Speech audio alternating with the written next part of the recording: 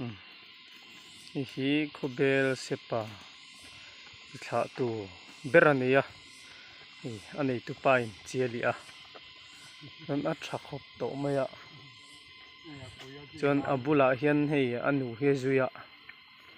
hi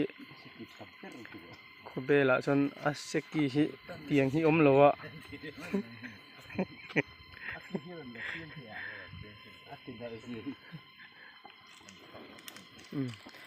seki tiang seki nei hi chu khodang po hen tiang hi chu nei sen post chuai chuai hi kan ringa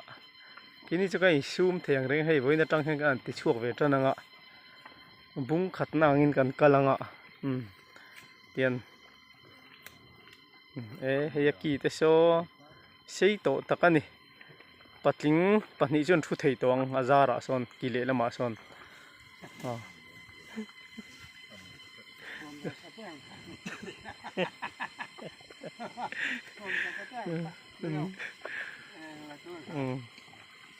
hi sepa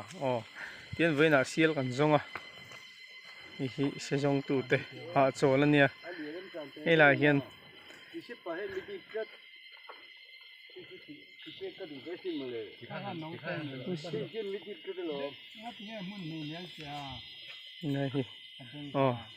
senaya chon hei hi ila hi kan ho tu pa de berne sampo hi sei de berani senaya chon